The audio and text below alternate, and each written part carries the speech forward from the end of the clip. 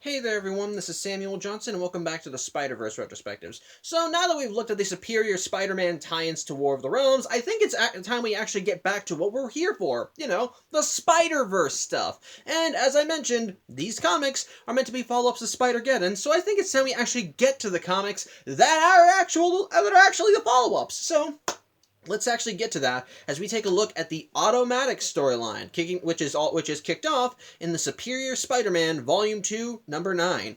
And the issue actually begins with Otto Octavius, aka the Superior Spider-Man, being given the key to San Francisco. Why? Because he's just too damn good at being a superhero. Basically, after all of the victories he's had throughout this run of the comics, which includes dealing with this being known as Pandemonium, which is when he had his team up with Doctor Strange, some alien invader called Terrax, and even the stuff with War of the Realms. Essentially, San Francisco wants to honor their own homebound Spider-Man, and Otto takes the key and talks about how he's honored to be given this such a great honor, how he cares about all this stuff, but halfway through his speech, he says he gets an alert over his earpiece and that he has to go take care of it alone, as it's a crisis that only he can face. And while the mayor tries to say, "Oh, just tell me where it is, I can send some police," he just says, "No, I can do this," and so he swings away. We then cut back to Horizon University, where we see Otto ditching his Spidey jammies as he tries going back to assuming his identity as Elliot Tolliver, and also being chewed up by Anna Maria.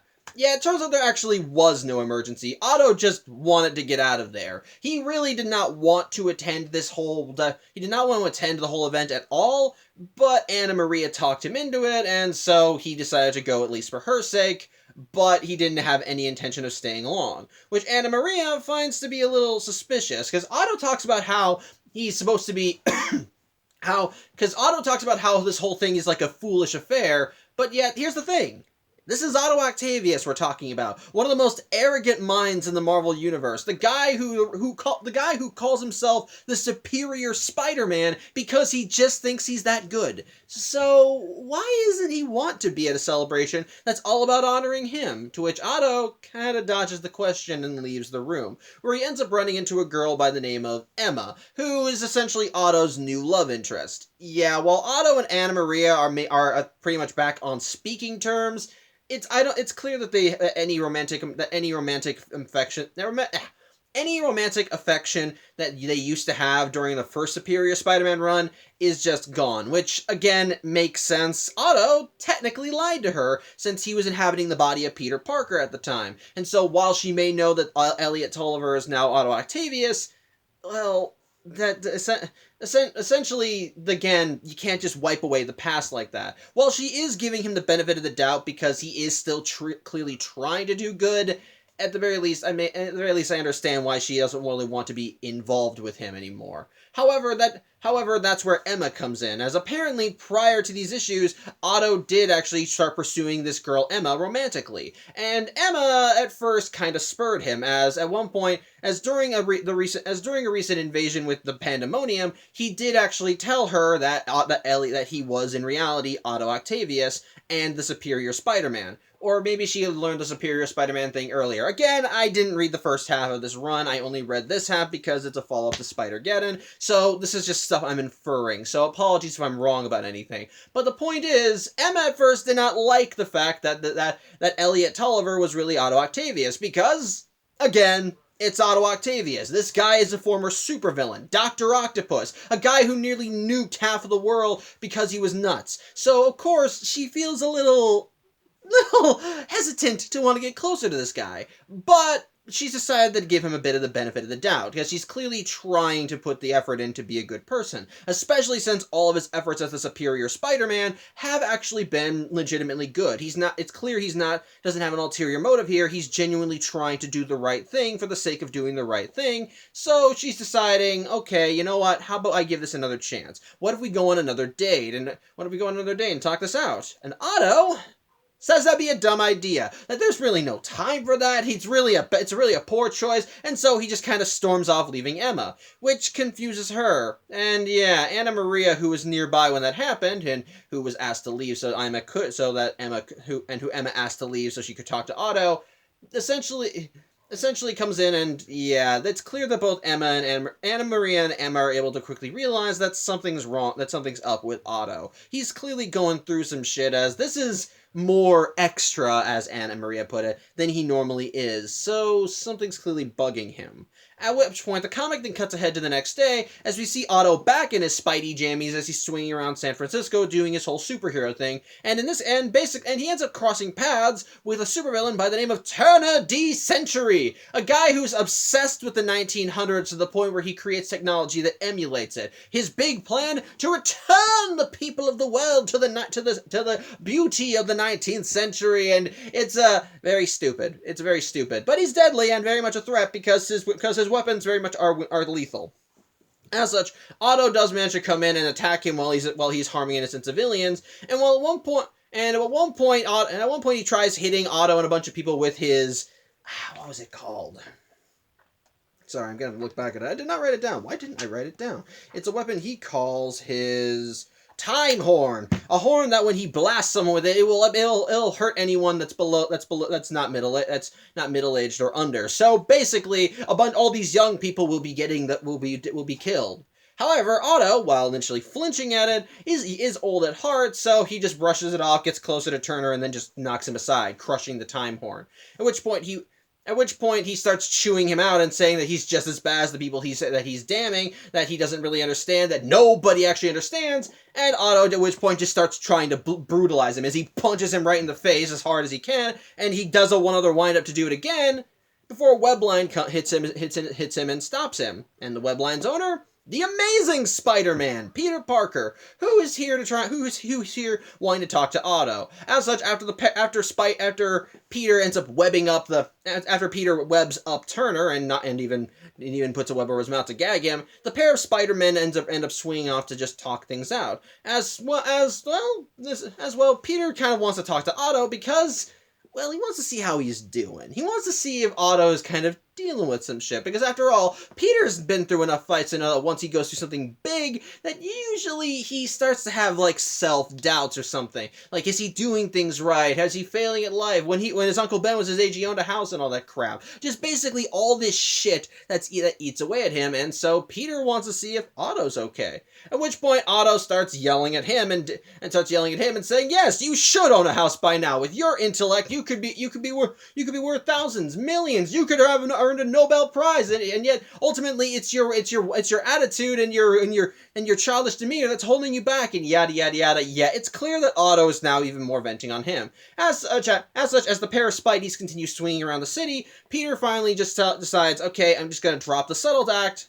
Otto, tell me what's wrong. At which point, Otto, while clearly trying not to say anything, does open up to Peter about what the heck's going on, and it turns out it's guilt. Mostly guilt in what he failed to do. Here's the thing. So, one of the things that I genuinely liked with the War of the Realms tie-ins was that Otto kind of had to learn that he couldn't do everything, and that ultimately the job of being a hero is to just do whatever you're able to do and have to rely on others to pick up the slack, so to speak. And so because of that, Otto started realizing that he didn't need to be a part of the big fight in that event and wound up helping the West Coast Avengers save whoever they can, because to those people, they were the most, because ultimately if you could save one person, then you're at least doing something right. But ultimately, Otto still was thinking about the people that he couldn't save. The people who died. And that was a lot of people. In his own words, the number of people who died in America, at least, was in the thousands. And yet, here he is, right now, in this city, and they're honoring him for all of his heroics, for all the people he did save. And yet, the only thing that Otto can think of are the people that he couldn't save. The people that he should have been able to save. And while Peter does start getting a grasp of things and even tries to say, look, I get it, Otto once again snaps at him and talks about, no, you say a word. I know that I don't want to hear about any of your empty platitudes about your excuses for why you fail to save anyone. I'm me. I'm Otto Octavius. I should have been able to save them. Which, yeah. I like that. It's a really good moment as you just see this raw emotion come out of Otto, the depression, the anger, the self-loathing, as he just starts yelling and screaming about all the people he should have saved, that he could have saved, that he should have been able to save, but he couldn't. And after he yells at after he's done yelling at Peter, all that anger just starts to fade away and is replaced by sadness as he starts tearing up. It's a really good moment. As such, Peter finally just gives Otto some advice. Gives Otto one last bit of advice before he swings away. Tells him he's not a therapist. He couldn't fix his whole thing. And yes, Otto is older than him, and he's had more experience in life. But Peter's been a superhero for a lot longer than Otto has. And the thing is, if this is what Otto is feeling at doing this, if this is how Otto is feeling right now, then he's doing this hero thing right. Because that's kind of the whole point of being a hero. That heart. The want to help others. And ultimately, while Peter can't really give Otto a solution as to how to fix these feelings, he does tell Otto he's doing a good job. He is doing right. And that he might have a future in being a hero yet. And so that kind of ends the conversation as, well, during this whole argument, Otto and Peter had finally gotten to Horizon University, but with the conversation over, Peter swings away and leaves Otto alone. At which point, Otto, now kind of left to his own devices, just punches a wall, which of course with his super strength makes a dent, and he just screams. It's at that point, though, that Emma comes out, as she had seen Peter and Otto swing by, and she wanted to see if something was wrong. At which point, Otto tries to kind of snap at her, because, again, he thinks to it, because he kind of... Actually, you know what? I'm going to read the dialogue, because it's just really good, and I wish I had written it down. And basically, she just says, you just looked like, and he says, what did I look like? Weak? As if I need help? As if I need a damn thing from anyone? And yeah, he breaks down again. Only this time Emma goes to him, and she just picks him up and holds her in her arms, as he holds on to her, and she says, "Yeah, you do." It's a beautiful moment in the comic, and I dig it.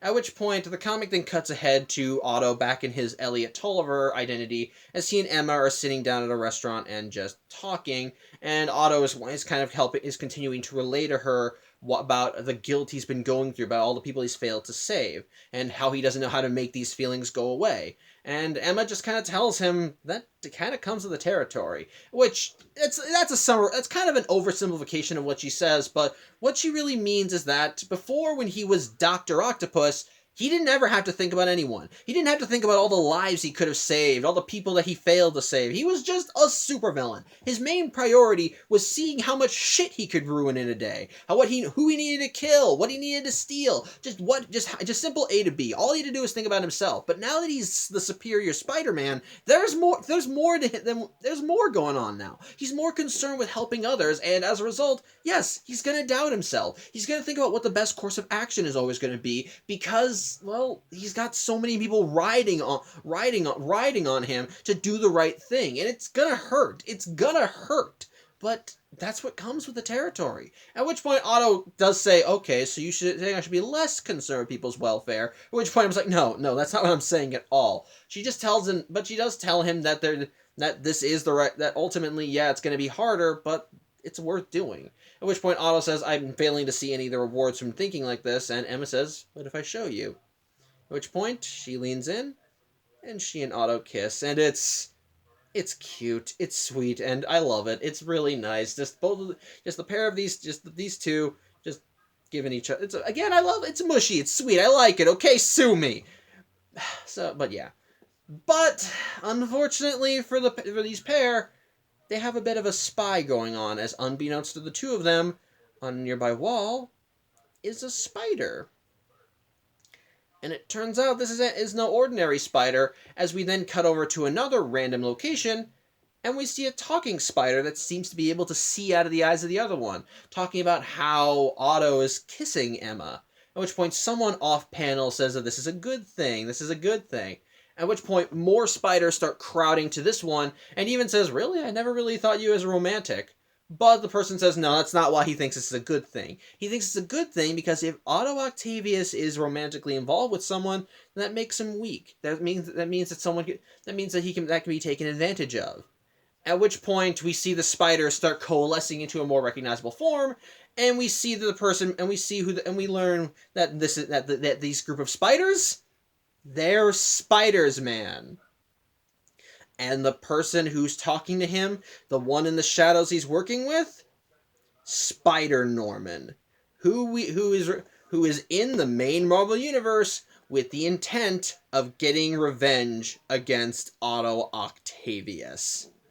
And that's where the issue ends. So, what are my thoughts on the comic? Well, in a way, this comic's kind of like a breather issue after the events of War of the Realms, and I think it kind of works as the comic rather than Otto dealing with some ongoing crisis going on, or having to fight another supervillain, or have to deal with something big. The main conflict is mostly with Otto and his, I guess I can say, depression. As we see Otto acting a lot more arrogant and angry than he would in other stories, as he calls everyone a fool for celebrating his victories. He actively spurns the aid of anyone that wants to help him out or give him comfort. When Peter goes to talk to him, he's being more of a jackass to him than normal. It's clear he's just pushing everyone away. And the thing is, while Otto may be an arrogant jerk, even he has his limits. So everybody knows that if he's being this much of a dickwad, then there must be some reason to it. As such, to learn that the reason why he's reacting this way is because he's feeling guilt over the people he failed to save, it's actually really good writing. It's very good. This once again feeds back into Otto's character development and showcases one of the things that I genuinely like when it comes to these kinds of stories. Just see, because the thing, like I said, this is Otto Octavius, one of the most arrogant minds in the Marvel Universe, which I know I said earlier in the video, but I'm repeating right now, so deal with it. But the thing is, even when he was a good guy, even the first time that he was a superior Spider-Man, he always believed that he knew exactly what he was doing. And if he was failing, he tended to blame it on others. The only time that he ever accepted that something was broken and that it was his fault, and when that was his fault, was near the end of his run when the Green Goblin took over New York, and he realized that I can't beat this guy. I got to get Peter back. So to see Otto now back in the saddle as a superior Spider-Man, now complete with his own body, separate from Peter's, I would think it actually works for the most part because, well, it shows he's growing, and it shows that and what makes it work, in my opinion, is the fact that he's not trying to write it all off. He's actually taking in all of this, and you see that he feels guilty. That there are people because he's the superior Spider-Man. He's supposed to always know exactly what to do in the situation. He knows what he has to do. He knows what the correct course of action is always going to be. But in this specific situation, he didn't. A lot of people died, and he couldn't do a thing to stop it. He didn't know how to do it, and as a result, it's beginning to make him doubt himself and actually make him wonder, am I doing this right? Am I doing this hero thing correctly? And ironically, the fact that he's feeling this way, the fact that he is kind of beating himself up over this, it shows that he is actually changing for the better and actually is becoming a better hero, because the old Otto Octavius wouldn't have given a shit about anyone else but himself. He would have been more concerned with how the whole crisis with the War of the Realms affected him. But here he is now, just feeling the weight of all the lives that he couldn't that died, and ultimately he's just thinking, I should have done better. I should have been able to save them. I can't do all this. And as a result, it causes him to lash out, because in a way, he can't accept that. He doesn't want to deal with that. He tries pushing it out as best as he can, which causes him to lash out more against the people he loves, to the point where they start asking him, hey, what's wrong? What's wrong? And when he finally does break down, it's sad. It's sad and sweet. And the scene where Emma finally manages to get him to open up to her, as she just holds him in her arms as he's just crying. It's beautiful. I think it really works, and it just makes you feel so sorry for the guy but also a little happy. Not happy at his grief, but the fact that he's feeling this grief. The fact that he's not trying to deny this grief, because he knows why he's angry. He knows what's happened, but the fact that he's beating himself up over all the people that he couldn't have saved, all the lives that should have been that he believes are on his head.